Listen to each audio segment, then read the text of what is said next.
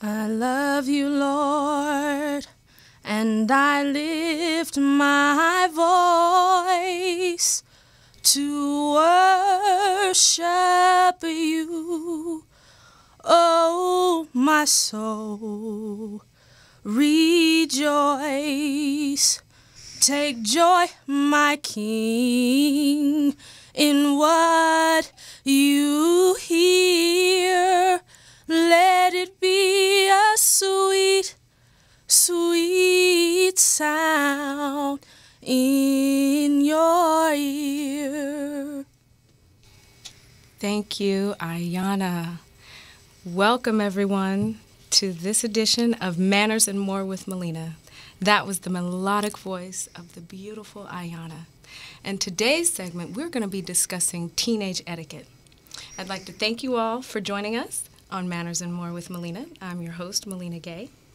And today, I have with me in the studio Ayana, whom you just heard, Brandon, and Elena. Now, this show is not your regular show about Emily Post and B. Smith. This is about etiquette for today. And today, we're going to talk to and hear from firsthand these wonderful teenagers. So welcome, ladies and gentlemen. Welcome to the show today. And they're very good teenagers. They're very quiet, but they do have a lot to say. We had a lot to say a couple of days ago on our pre-conference call getting ready, and you'll be very interested to hear what they have to say. Now, as I said in the introduction, Ayana, she has the voice of an angel. And Ayana, thank you for sharing your voice with the audience on the show today. You're welcome. So why don't you start with the introductions and let everyone know exactly who you are and what you're all about. Well, as you know, my name is Ayana. I'm 16. I'm in the 11th grade. I'm always excited about God, obviously. And I love music, and I want to be a minister of music. And that is my goal in life. Wonderful, wonderful. Now, you don't hear very many people who say that, do you? Not at all. Oh, my goodness. And so we're going to get into what made her decide that that's what she wants to do in life and how she's coming along with that. So our next guest is Mr. Brandon. Brandon, hey there, welcome. Hi, my name's Brandon. My age is 13 years old, and I have a mixed variety of things I want to be in life, like being a pilot of an airplane, or I want to be a massage therapist. A massage therapist, wow. Okay, and how did you decide you wanted to be a pilot? Well, I hear they're getting a lot of jobs every year, so that's a really good thing to get. Yeah, I know you'll be employed. Yeah. Well, wonderful, wonderful.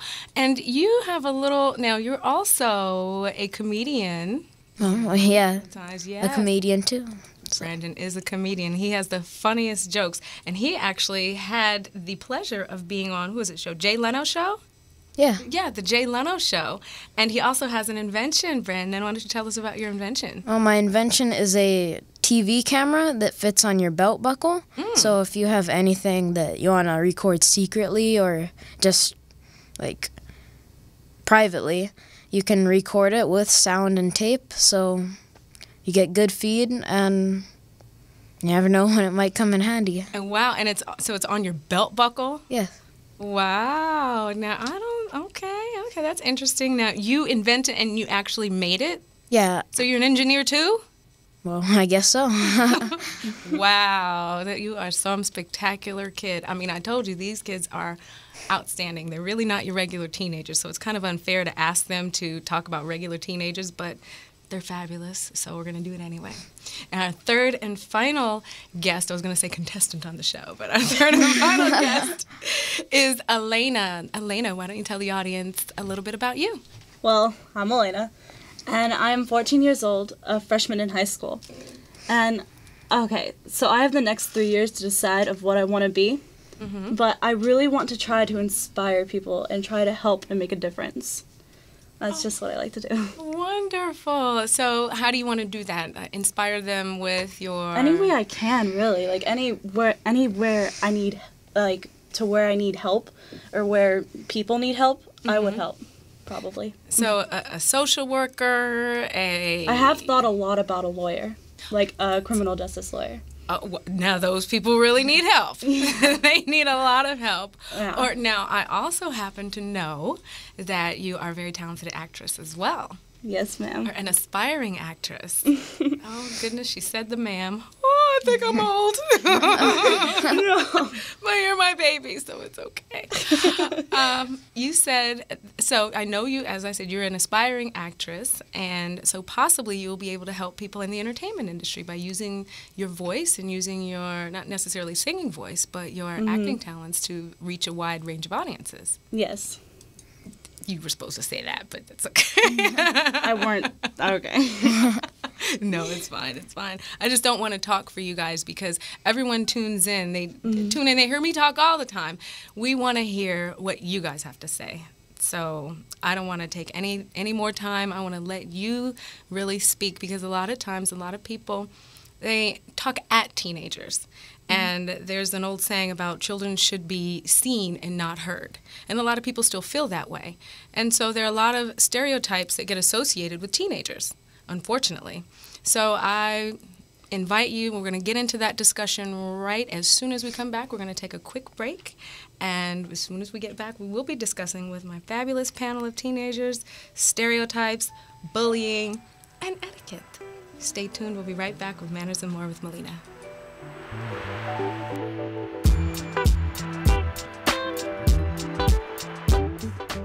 Hey, are you tired of those same old energy drinks with bad taste? Make a switch to Pit Bull Energy Drink with a guaranteed no aftertaste. Pit Bull offers more energy with ginseng and vitamins B6 and B12. With a ginger ale lemon lime flavor, Pit Bull meets the consumer's demand for better tasting and healthier energy products with a guaranteed no aftertaste. Make a switch to Pit Bull Energy Drink. Pit Bull offers more energy with ginseng and vitamins B6 and B12. With a ginger ale lemon lime flavor, Pit Bull meets the consumer's demand for better tasting and healthier energy products. For more information on Pit Bull energy drinks, bars, and mixes, visit their website at hiphopbev.com. That's hiphopbev.com. Online orders available at hiphopbev.com.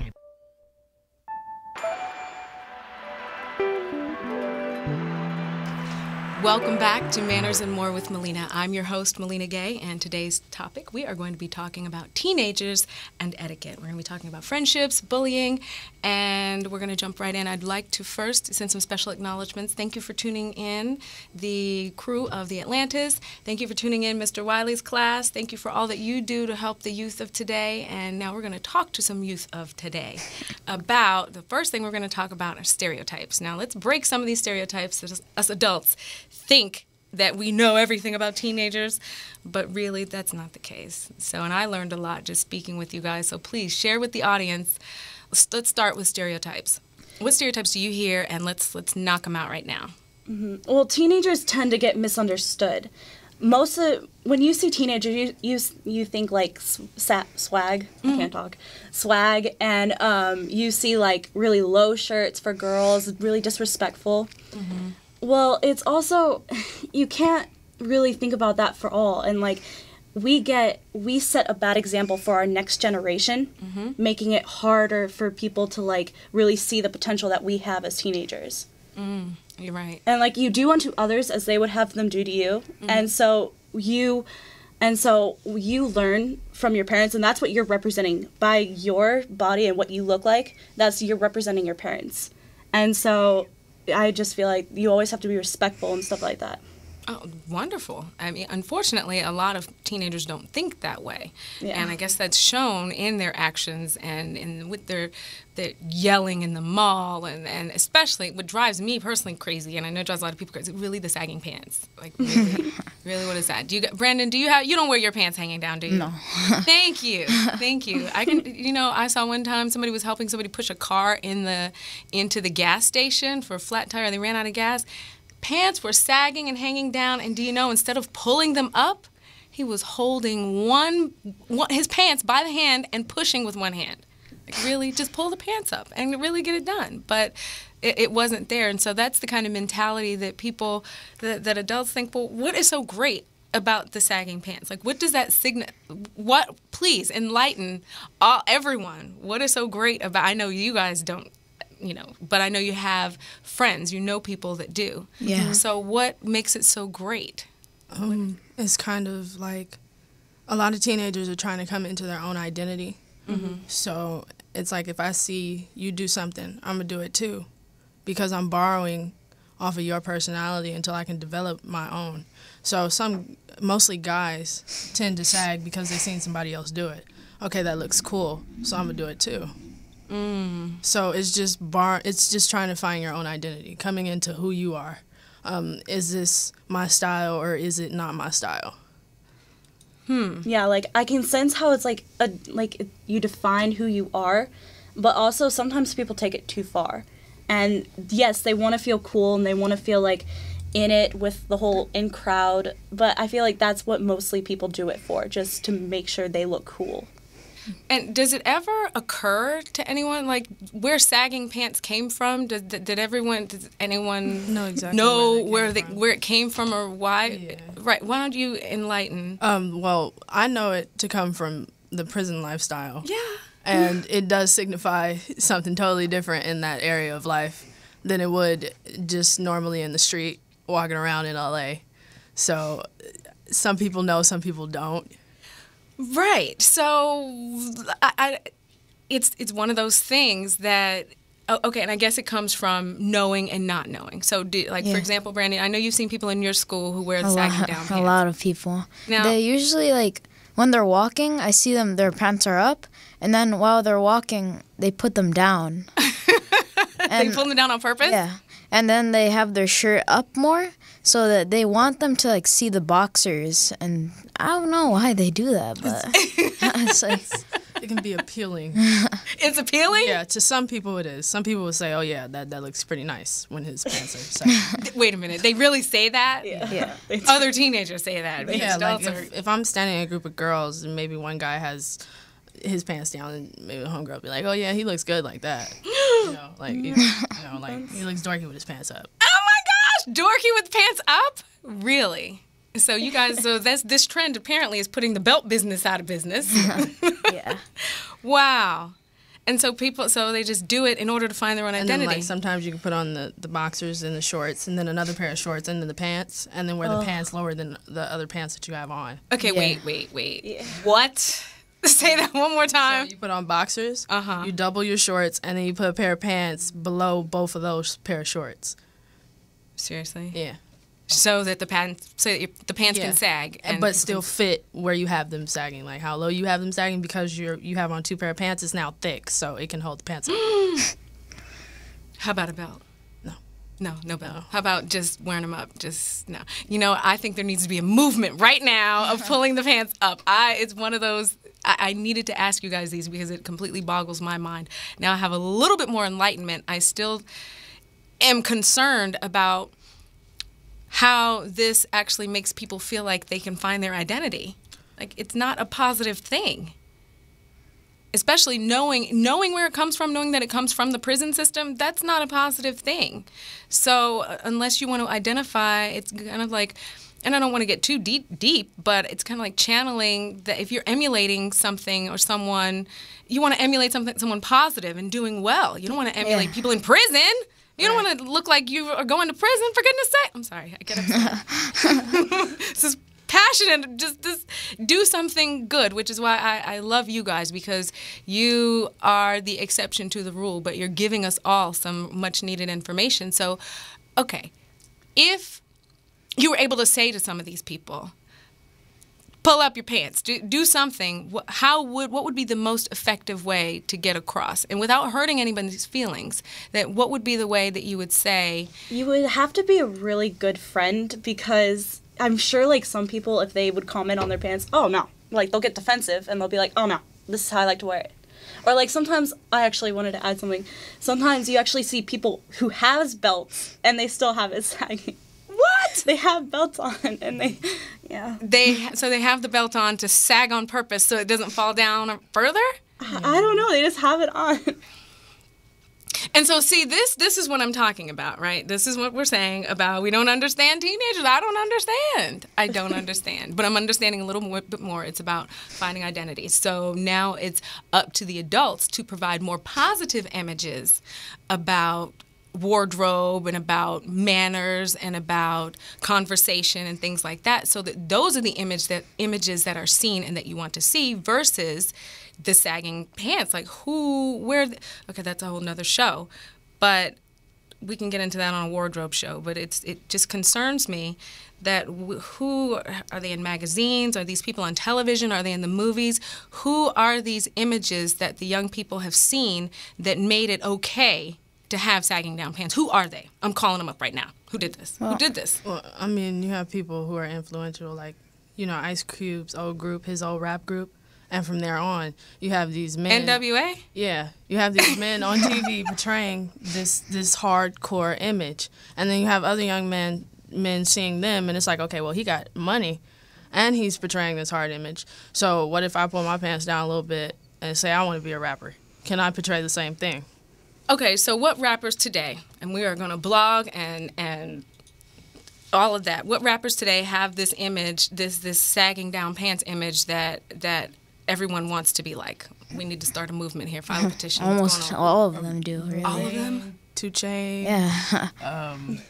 All of them, really. They started it in a way. Chris Brown sags, and he's not even really a rapper. Chris Brown's, Okay, well, thank you for that. Moving right along, we're going to go into our next issue in regards to stereotypes, such as gossiping and not caring about people's feelings. So those are some other stereotypes that teenagers have, that they just like to talk, and they don't care about anyone but themselves, me, I. Have you encountered that? I know that you precious angels aren't like that. I know that, but I know you know people who are. So how do you feel about that? Well, I know a lot of kids at my school that are like racist to one another, and at my school, it's a lot of it is about like skin color, and if you're a different color, then you're out of the club or gang, so called. Oh no. So like, I don't know like how to get around that, but I mean I'm part of it because I'm half Latino and half American, but people like there's this American kid that came to school, and he's like bullied every day, and yeah. Wait a minute, an American kid came to your school Yeah, and was bullied? like white. Oh, really? Wow, that's interesting. You know what? That's a really good. That's a great segue into the next segment, because I really want to talk to you specifically about bullying, and I know you shared earlier that you had an experience with bullying and how it affected you, but you don't take that anymore, do you? Yeah, I don't take that anymore. I heard that. You go get him, Brandon. Yeah. So we're going to take a quick break, and then we're going to come right back to Manners and More with Millena, and we're going to be speaking with Brandon about bullying and about how he handled it, because he's a very, very smart guy, but he can be a little bit on the too nice side, and so unfortunately he had an encounter, but no more, and Brandon's going to tell us exactly how he handled that. So we'll be right back with Manners and More with Millena.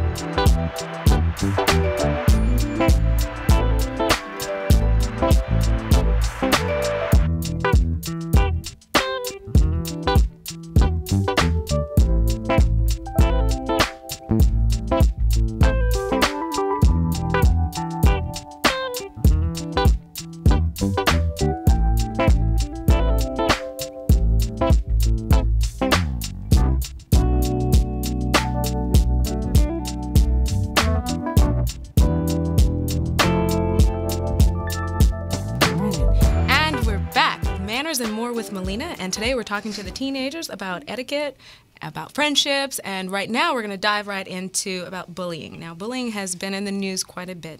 A lot of teenagers, they encounter it. I actually had a small experience with it when I was a teenager. I don't really talk about because it was very traumatic, and I did not know how to handle it. But I made it through, as we all do, but now things have gotten a little bit more intense with teenagers of today and bullying.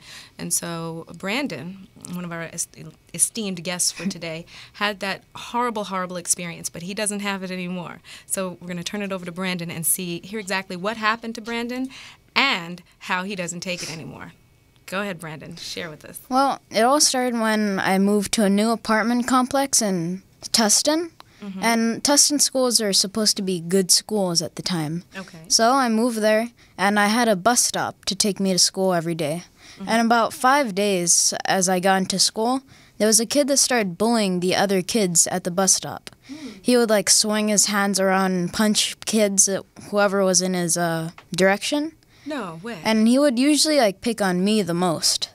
Why? So I really don't know. I think because I was the smallest of the kids, okay. Even though we were almost all in the same grade. He was a 5th grader, and I was a 4th grader at the time. Okay. And how old? I was 8 years old, okay. And he was 12 years old.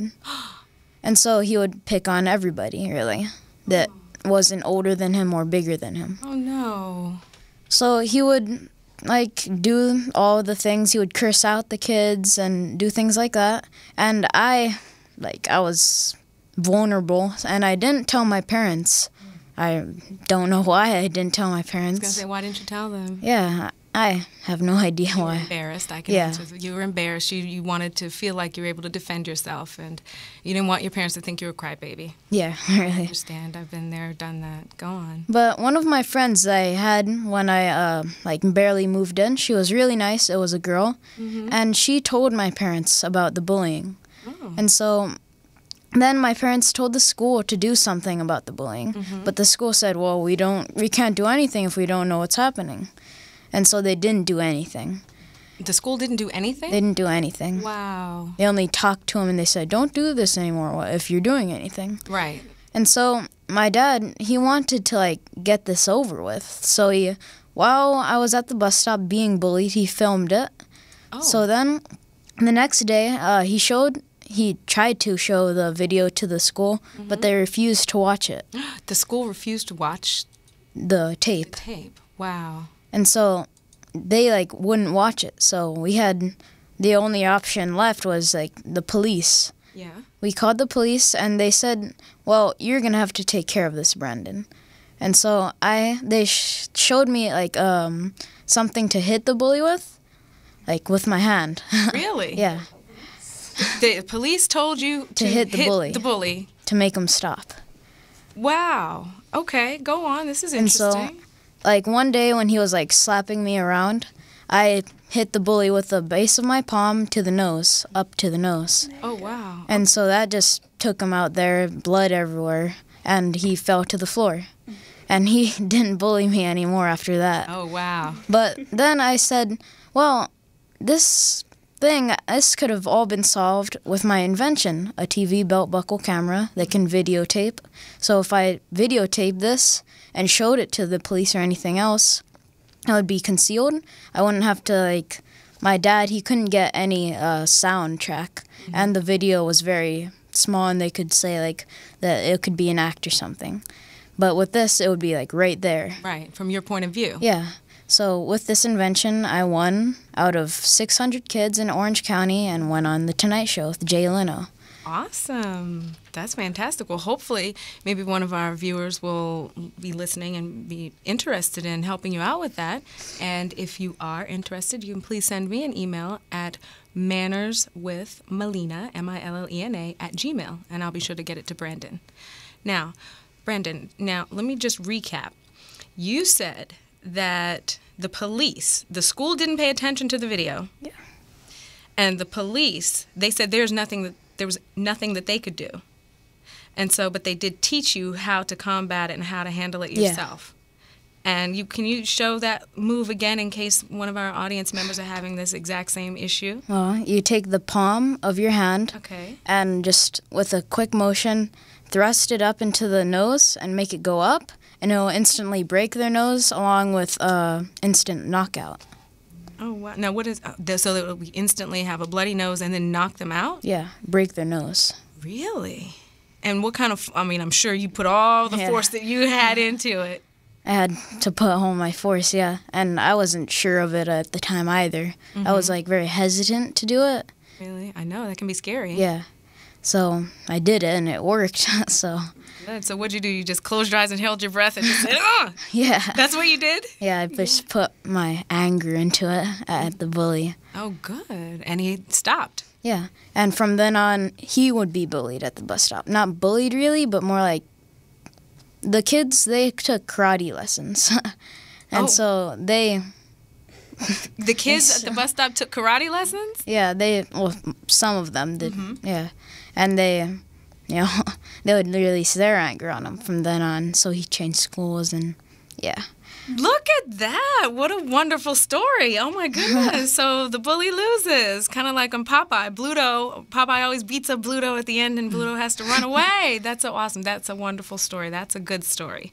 Then hopefully, if anyone is being bullied out there, you can take part of Brandon's, well, the whole idea that Brandon had that the police gave him, and take the base of your palm and just push up, right? And just, even if you have to close your eyes and hold your breath and do it, but don't let anyone take advantage of you or hurt you. I wish I had been given that advice. I wish I had shared it with anyone that was going on. But you know, things happen the way they're supposed to, so hopefully someone out there listening will be able to take something from this, and it'll help them have an easier life. And feel free to chime in on our live chat. We are live here chatting, so feel free to chime in if you would like to speak with Elena, Ayana, or Brandon about anything. All right. Well, now, have any of you ladies had any experience with bullying? Yes, I had a friend who, this was in public school, and she got really bullied by this popular girl, you could say. And what happened was she'd come crying to me in the girls' locker room because she would always just get really sad. And so me and her, actually I haven't told this to anybody. Oh, wow. Mom and Dad are listening. Me and her, we came to the girls' locker room, we talked to her about it, and I was like, okay, here's what we gotta do. Because if this girl's really bothering you that much, what you need to do is ask her to come privately and come talk to her. And she was, like, really about herself. Like, she's just like, oh, I'm so amazing, you know, like that kind of girl. Ew. I know. And so I took her privately, and because she first didn't listen to my friend. And so I took her privately, and I was like, hey, you need to be respectful. And so she got really mad at me, and then she started, like you know, cussing and all that, and it's really, like, whole drama thing. And so what happened was I actually took a bunch of girls who knew and who didn't like that side of her, and we all came and talked to her, and then she finally apologized. Oh, wow. But it was like months and months of just, like, ignoring each other and arguing and giving dirty looks. Really? Yeah. And what was the I can't even remember. That's how bad it was. Like, they just, like, fought to fight, you know? Just because they didn't like each other's hair or something Yeah, silly? I think it was something really stupid, honestly. Hopefully it wasn't over a boy. Oh, my gosh. Probably was. Oh, my goodness. Wow. Yeah. Ayana, have you had any bullying experience? Hopefully not. Well, around the 11th grade, kids, it's not really bullying. We don't bully each other around the 11th grade. What is it? Well, I mean, people talk about other people, but you don't necessarily see someone actually putting their hands on somebody. Somebody might have a fight, but it would have to be about something someone said. Oh. It's not necessarily someone's just picking on you just because. Okay. Well, what about when you were younger? Did you have any? No, because I was always tall. Kids never really they were scared of you. Came to me like that. I mean, I have had experiences where I was in a school and there were girls who didn't want to be my friend because my hair was nappy. What? Like, yeah. So, especially in elementary school. I went to a school called Charnock, and that happened to me a lot, where it was, we're not your friend because you don't have this toy, that toy, and your hair is nappy. Or what? So, I've had experiences like that, but in high school, I don't really encounter much because I'm really cool, so no one yeah. You are cool as a fan, no girl. one wants to bully me. Yeah. Wow, because your hair. I can share with you that when I was in elementary, middle school, the neighborhood that I grew up in, Maryland, was called Williamsburg Estates, and at that time there weren't a lot of African American families in Williamsburg Estates in Maryland at that time, and so unfortunately I went to go. One of my friends from school, her name was Michelle, and we played together on the playground, and we were fine on the playground. And she lived in a house around the corner and up the street. And I went over to her house one day to play, and her father came home and told me that I was not welcome in his home, and told me that I had to leave and that I was never to come back there again. And I went home and I told my father, and he was very upset. And I kept saying, why can't I play with Michelle? Why can't we be friends? And no one would ever answer me. And then I asked her on the school bus, and she said, well, my father said that we can't be friends. I can't play with you because you're black. And that was very, very painful, we'll just say. But, you know, some people are just that way. Right. And hopefully as the world evolves, then, you know, we'll all become more tolerant and appreciative that even though we are a different skin color, that we're just all human beings. Our blood is the same color. Our feelings are the same. And we should treat each other with dignity and respect. So hopefully gradually that message will get across, but it's painful no matter and I haven't even really shared that story maybe with one person ever because it is painful. So, you know, I encourage anyone, if you have some issues with someone simply because of the color of their skin or they have a different belief about politics or any kind of difference, just realize that everyone is entitled to their own different opinion and their own difference, and that we're all human beings and we need to love each other. So on that note, we're going to take a quick break. We'll be right back with Manners and More with Millena, and today we're talking to the teens.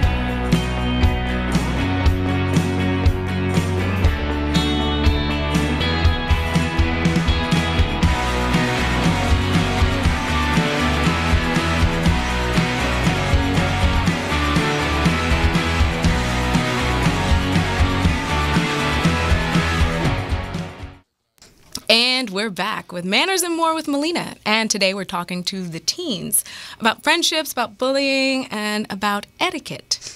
And we're going to jump when I have wonderful guests today. We have Elena, Brandon, and Ayana, who have graced us with their presence. And we're going to jump right on back in. We're going to pick up where we left off with, well, we left kind of off with bullying and how people can be very unfair sometimes. But let's talk about the importance of friendships and cliques. And what kind of things go on with that, and if there's anything that adults should be concerned with, what goes on with these cliques, and why people are in them, and just something like why? Well, like you see, most of the time you see sometimes people just really don't care. They want to fit in. And when you see your friends like making fun of this girl, and even if you don't think the same, you still say it. And so I've seen a lot of that. And I think it's just more like, oh, I just want them to think how I am. Oh, if they do this, I do that, like earlier. And I mean, yeah, lately you have a lot of cliques, and that doesn't really like get to like know more people just because of like you have like different areas of who you want, who you don't like. And like also if there's someone that's like really popular and then they're like, oh, I hate that person, then everybody hates the person. Because that one person. They're followers. Because they're followers. And so is it that they're still trying to find their identity Is that what I think it it is? keeps coming back to that, honestly. Yeah, like, I think it's just, like, everybody wants to go fit in, and they try so hard that they pretty much do anything. Wow. That's... You want to say something, Ayana? Well, at 16, for me, I'm always trying to figure out, okay, do I want to be a child still, or do I want to be an adult? Because I'm not too young, but I'm not too old. Mm-hmm. So I noticed that, like, when I started really getting into, okay, who am I going to hang with, who is going to influence me, I noticed I would bounce around. Oh, really? Because I was so busy trying to figure out, okay, well, can I take from this person to add to myself, this person to add to myself, this person to add to myself, until I got secure enough to say, okay, this is my personal style. This is me. This is how I'm going to come across to people. This is my image. So I would borrow other people's images just to find out my own. And on top of that, I'm still trying to figure out, like, well, I don't want to be a kid, but I do want to grow up. Yeah. So balancing that is really hard. And you notice you have some kids who can balance it and some kids who can't. So you tend to look at the kids who can balance, okay, I'm a child, but I still need to grow up sometimes. Okay. So teenagers really look to other teenagers to find their identity? Is that what you're telling me? You look to your you don't look at your parents, or well, I look at my mom always. Your but mom is beautiful. I noticed that when I spend time around my friends, based off of how this person talked, how that person talked, I would do little stuff that would show, like, okay, well, I'm trying to figure out, what am I going to talk like? How am I going to talk? How am I going to come across to the world?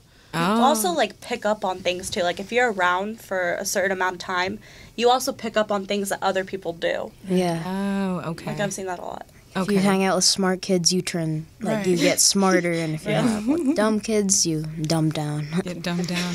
So, what kind of role does the film, television, what kind of roles, the music, how influential is that? If it's the right movie, I think that if it gets its point across, it would change. Like, most people will really understand, like, if that's a good movie, then they'll understand it. Okay. Like, I'm trying to think of that movie. It's with Emma Stone, and it's with the three, I'm not sure.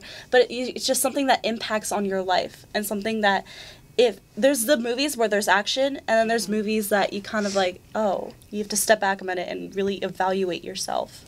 That really make you think and really, okay, now those are the good movies. Those are the ones that really speak. And so you actually do pay attention to those messages that are put out there. It doesn't just go over your head and like, oh, that's not related to me. I don't care about that. You actually do pay attention to that. Yeah. And sometimes okay, people will act that they don't pay attention. Yeah, most of the time. But they actually really do. Like, you could see, like most kids, if they think it's dumb, but that one kid thinks, oh, that actually kind of made sense. He would say, oh, no, it's dumb, but then really kind of understand it and think through it through his mind, or her mind. Oh, wow. And being related to a brother and sister with autism, certain things on TV for children like that is okay, because let's say you're watching a movie on someone who killed someone, and the child walks in on that. That kid won't know that there are people who murder unless you teach them that this is what someone will do to you. Right. So for certain kids, it's okay for them to be exposed to a certain level of cussing, a certain level of violence, and then a certain level of positivity, because you want them to know this is what people will do to you. Right. You need them So to that know. exposure is sometimes okay. It's okay with some explanation. Right. Just basic exposure that can traumatize people. Yeah, so like if you have a typical kid who's watching someone cuss, most likely that kid will exhibit those behaviors. But if you have an autistic child, then you can explain this is what people do. So it based on what type of kid you have is the environment you should sit them in, based off of the things that you want them to know about life in general. So yeah. Okay, that's good to know. Also, you have, like, sorry, I don't mean to jump in. No, it's okay. But also you have, like, your younger siblings or something, or someone, like, younger than you who looks up to that. Who looks up to, like, oh, this is how my sister, this is how my brother acts. Maybe I should act like that. Right. But when, as parents, like, you teach us, like, what we are supposed to do and what's not good to do. Right, but do you guys really listen to your parents, or you think, oh, they don't know what they're talking about? I listen to my parents. You listen? I've had examples before me to show me listen to your mom and your dad. Yeah. Because most likely what they say is always true because she's been here 50, 60, 70 years prior to you. Oh, are you telling your mom's age? I'm going to tell her. No. So it's like, how are you telling me I don't know these things? I've had the experience. I've had the time. Yeah. Right. Compared to your 16, you're 13. Right. I've been here. Right, and I've probably done that. So it makes sense to take the advice of someone who has been here long enough to understand this is how it works. It does, but unfortunately so many don't, and then they get into a lot of trouble, and then the rest can lead to juvenile detention halls or just detention in school or just all sorts of negative things because they think they know everything. I was one of those. I thought I knew a whole lot and didn't know a thing. But I learned and I listened. It took a while, but I did listen. And you guys are so exceptional in that you do listen very well. Now, we only have just a few minutes left, but I did want to get into a slightly controversial topic that we talked about, and it's about tattoos. Now, Ayana, I see you have quite a few tattoos. Yes. How many tattoos do you have? I have about 9. You have 9 tattoos, and you're how old? I'm 16. Okay. My tattoos are, all my tattoos are positive. I have my mom and dad's name as an exception, just because I wanted to put them on me. The rest of my tattoos are scripture. And I have a music note on my arm. So, Okay. that's some of my tattoos are pretty positive. Okay. I don't know if you knew this or not, but actually by law, you're supposed to be 18 before Yes. you're able to get a tattoo. You knew that? Yeah. And you're 16? Well, so at some tattoo shops, they have this permission slip for your parent to sign. Oh, so your mom and dad know that you Yeah. got tattoos? Okay. Well, that's very different. And we talked about it. Yes. But before we talked about it, I was of the old age of thinking like, oh my gosh, tattoos? Only people in jail, in juvenile hall, or in gangs, those people have tattoos. So it was, you have the voice of an angel. Right. You have the spirit of an angel, and yet you have all these hard things going on and because if you don't know what they are or you don't take the time to read, all you see is drawings, markings on your beautiful skin. And it's like, okay, what in the world is going on? Why do you think that this is okay? This is going to impact your whole entire future. Like, people pass judgment on people who have tattoos, and they don't want to hire them for anything. They don't even want to talk to them for anything. I know, for example, if I were going to a doctor, my doctor had a tattoo on his neck, then I don't know that I would trust him to do my medical examination, because if he thinks having a tattoo is a good judgment call, then I don't know if he can make a judgment call about my health. Right. Because I think that's crazy, and that's just my old antiquated opinion, Right. But a lot of people have that opinion. Right. Now, with that being said, I have a tattoo. I have a tattoo. Yes, I do. However, it's very, very small. It's this small, and it's in a very discreet place. Like, you would never even be able to see it and you can't even see it if I wear my bathing suit. So it's just a secret that I have, and that is what it is. But yours are prominently displayed on your arm. Right. So the question is, like, how is this going to affect you and how people perceive you and in your career choice, and what really made you do it, and why is it okay? And I know there's 1,000 questions, but Well, my tattoos, they are scripture. I have a quote that says, "I am one with the one." I have the meaning of my name, which means beautiful flower.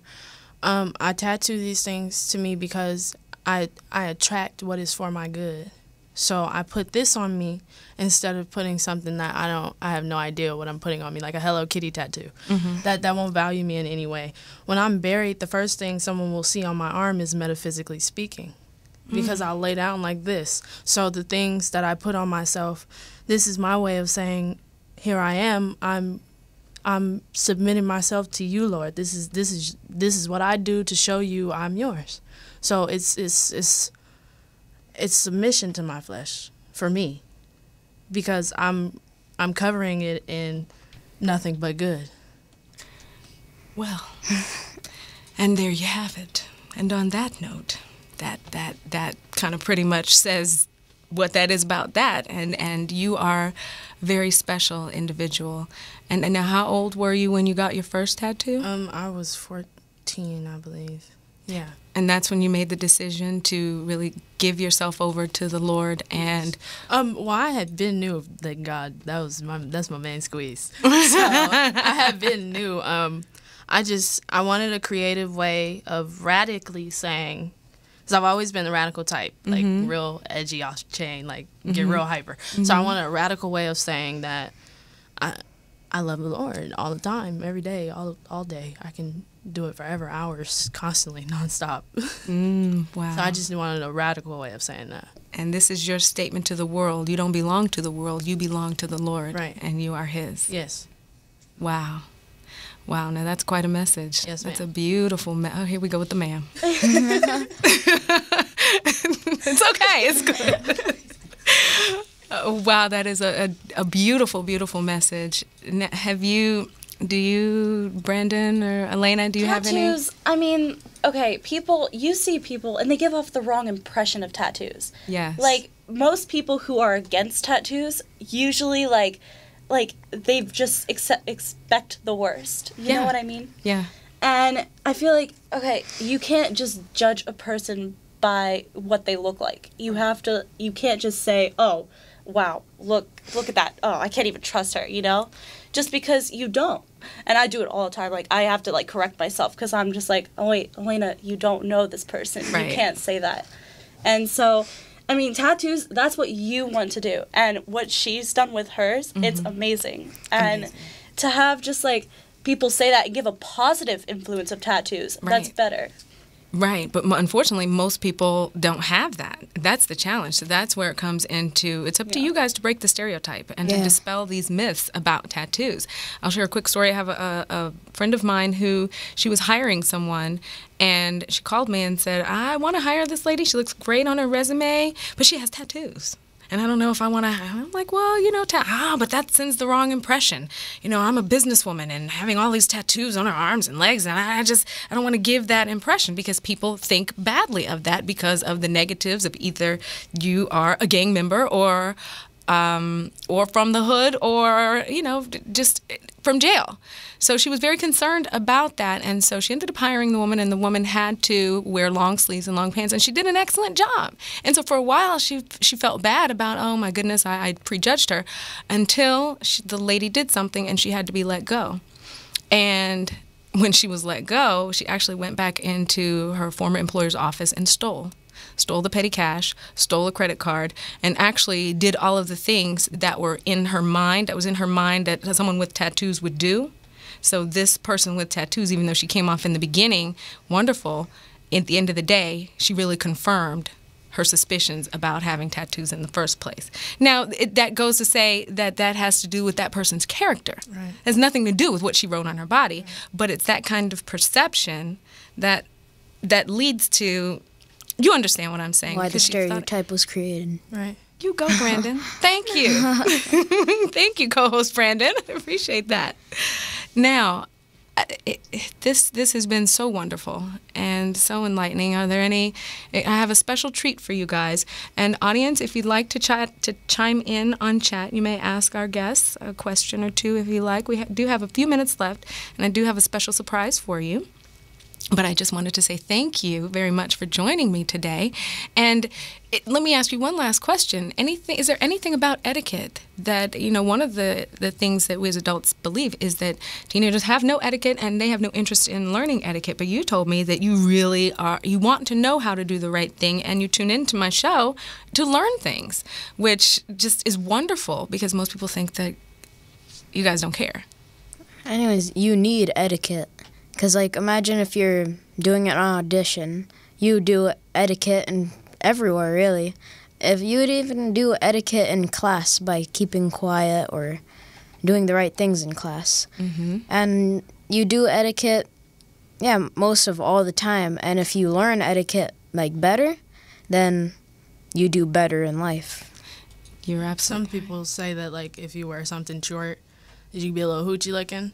But I feel like if you aren't bending over where people can see you, exposed. If you tilt to the side and keep your legs crossed and them shut, people won't be like, oh, well, her dress is short, but she's carrying herself as if she doesn't want people to feel like I have on this short dress and I'm trying to show my goods to the world.